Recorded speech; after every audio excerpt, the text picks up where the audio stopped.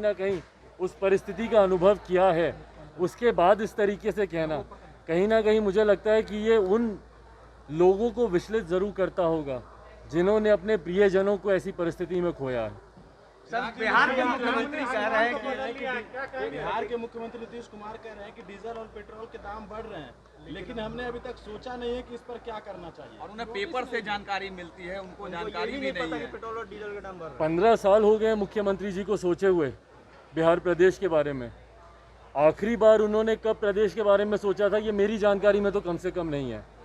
और अगर किसी प्रदेश के मुख्यमंत्री को अखबार के माध्यम से या हमारे मीडिया के साथियों के माध्यम से अगर ये जानकारी प्राप्त हो कि भैया देश में पेट्रोल डीजल के दाम किस तरीके से बढ़ते जा रहे हैं, तो उस मुख्यमंत्री की सक्रियता का हम सब अंदाज़ा लगा सकते हैं। बट बहरहाल मेरे लिए कोई ताज्जुब करने वाली बात नहीं है। मैं मानता हूँ कि हमारे मुख्यमंत्री पूरी तरीके से बिहार और बिहारियों के हालात से पूरी तरीके से उनको कोई जानकारी नहीं है कि किस परिस्थिति में बिहार या बिहारी गुजर रहे हैं।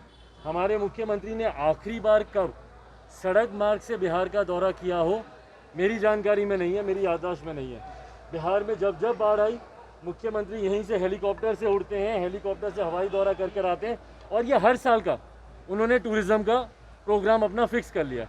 अगले साल आप फिर से मुझसे लिख के ले लीजिए, अगर ये मुख्यमंत्री रहे तो फिर इसी वक्त हेलीकॉप्टर से उड़ेंगे और बिहार का दौरा करके आएंगे। मैं आग्रह करता हूं मुख्यमंत्री से कि एक बार सड़क मार्ग से निकलें, सड़कों की हालत आपको पता चलेगी।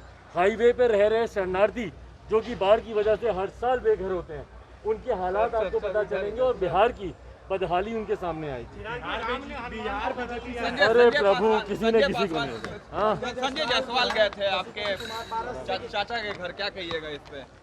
बीजेपी के प्रदेश अध्यक्ष है बिहार के। इसमें कहने की क्या जरूरत है भैया, बहुत सी बातें हैं जो कि ओपन सीक्रेट है, उसमें कोई ज़्यादा टिप्पणी करने की जरूरत नहीं है मुझे।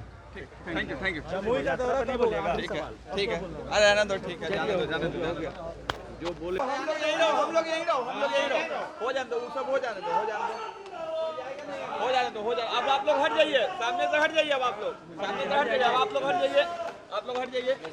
चिराग जी, पार्लियामेंट सेशन चल रहा है, फोन टैपिंग का मामला सामने आ रहा है, क्या कहिएगा? आप भी पार्लियामेंट के सदस्य हैं। देखिए, जांच का विषय है ये। आरोप लगाने मात्र से कुछ नहीं होता।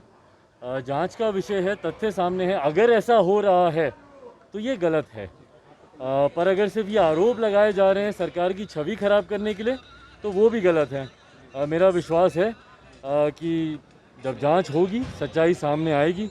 सरकार ने अपना पक्ष भी मजबूती से बहरहाल सामने रखा, पर ये पूरी तरीके से जांच का ही विषय है, इस पर किसी की टिप्पणी करना उचित नहीं है। जिस तरह से राज्यसभा में एक रिपोर्ट पेश किया गया और उसमें यह बताया गया कि पूरे भारत में किसी भी लोगों की मौत जो है वो ऑक्सीजन की कमी से नहीं हुई, इसको आप किस रूप में देखते हैं? हाँ, ये चीज़ थोड़ी सी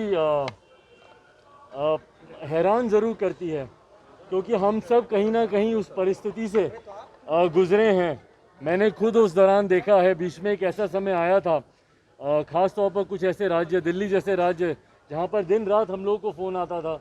मुझे कई बार ऐसे हॉन्टिंग कॉल्स आए हैं जहाँ पर लोग परेशान होकर अपने भाई के लिए, अपने पिता के लिए, अपनी माँ के लिए इमरजेंसी में फ़ोन करते थे कि भैया डॉक्टर बोल रहा है, अस्पताल बोल रहा है कि मात्र आधे घंटे की ऑक्सीजन बची है, अब हमको नहीं पता इसके बाद हम क्या करेंगे।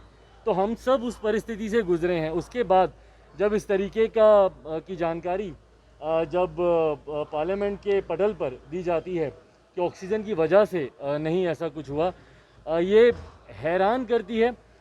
हो सकता है इसमें कोई टेक्निकल पेच हो कि सिर्फ वो एक कारण नहीं बना हुआ हो, कहीं पर हो सकता है क्योंकि कोविड से जुड़े हुए और बहुत सारे कॉम्प्लिकेशंस उस दौरान सामने आए।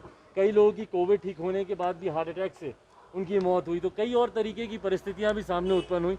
बट बहरहाल मैं उम्मीद करता हूं, विश्वास करता हूं कि जब सदन के पटल पर अगर कोई जवाब रखा जाता है तो वो उसकी गंभीरता और उसकी सच्चाई को परख कर ही रखा जाता होगा।